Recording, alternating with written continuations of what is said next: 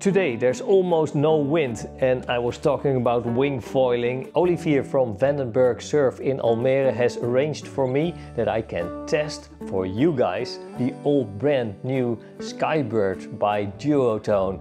It's a brand new board, it's the mid-size board. Mid-size is new for it's a bit longer, it's a bit slimmer, and I'm really curious to see how it handles. Does the extra length help you with getting up onto the foil quicker than with the old shorter boards? And I'm going to use a very small foil, the F800 with a 7.0, and let's see if it can get me up and flying. I'm going to pack my gear, I'm going to head for Vandenberg Surf in Almere and then immediately test the equipment.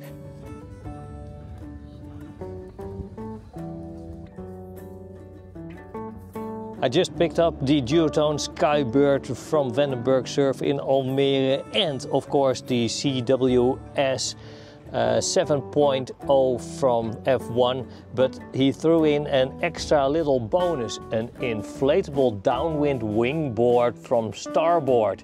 But I'm not gonna test it today.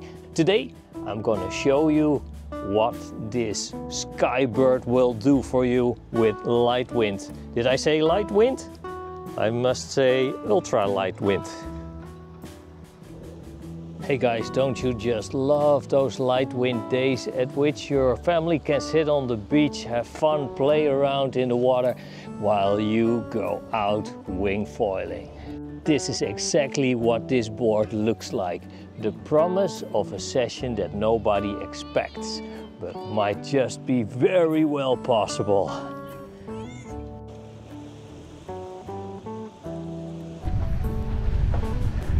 These are the days when you won't find anyone on the beach. Except for me. Testing the Skybrid for you guys.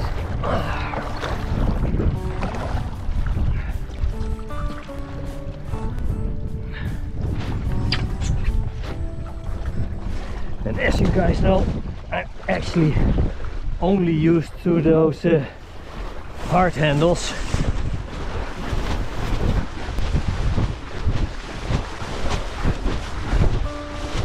It glides nicely. Wow! Ooh, I did not expect that.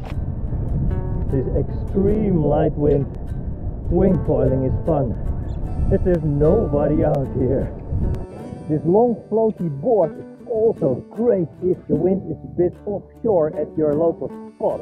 If you have that lake where you have only one place where you can enter and exit the water, but it's offshore.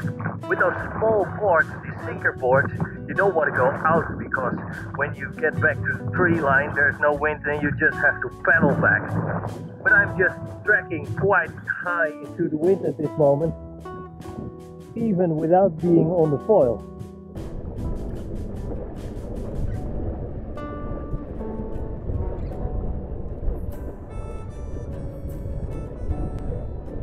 Okay, let's try to get onto the foil. Pump it, pump it, pump it. Oh, look how it glides! It glides and then it gets up with an 800 square centimeter foil. F4, F3 ride! Love it. Let's do a regular one. Okay, it immediately powers up on the other side, this stripe.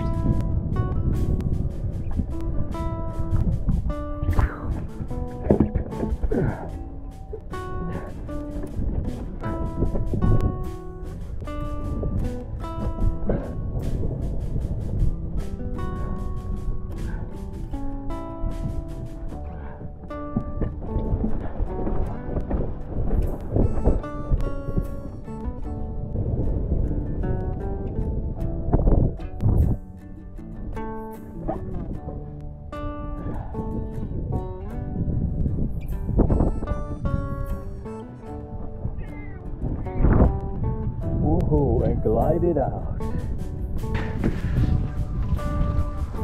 Yeah, it flags out nicely. I don't think there are many people who can say they had a lovely session today. even though there was almost no wind, and at times there was so little wind that I couldn't even get up on foil. But as soon as I got 5 to 8 knots, it was easy to get going. The length of the board combined with the bottom shape and the cutouts make it so easy to pick up speed and just activate that foil so you can get up on foil and get going. I used the configuration without straps. There are 3 options for every strap position, and in front you have the V option and the centerline option if you want to. I used the foil just in the middle of the long tracks. You have really long tracks. You can use any foil you would like on this board. And I really love the feeling of the board. There's a concave deck. It's just a matter of preference. If you like a domed deck or a concave deck, there's something for both, but some people have a preference for concave as it's more direct. This is the SLS version of the Skybrid, and I really love the finish. That carbon with the blue, you can see the carbon through the blue paint. I love it. There's quite a long deck pad on it, so you can walk all over the place if you use it strapless. And it's quite comfy. It's so forgiving when you're off the foil, and it even allowed me to track upwind while being off the foil. I think this is, up till now, the board with the best glide I've ever tried. It is so easy to get going. That means you get more foil hours than with your regular small board. The controllability with its length is just perfect. If you have a bit too much foil power, you can just step a little bit more to the front to weight that front foot, or just a little more back if needed. I think that if you want to push for speed, this might just be really nice as well. The bottom shape with the cutouts, they are not too big, they are simple cutouts. You have 2 of them in the back, and the bottom shape is just plain simple. It looks a bit of a V in the back, and it looks like it's a concave in the front. Even in this light wind, where there's almost none, I got it up to a speed of 35 kilometers an hour, and that is quite fast if you just consider the wind range in which I was sailing.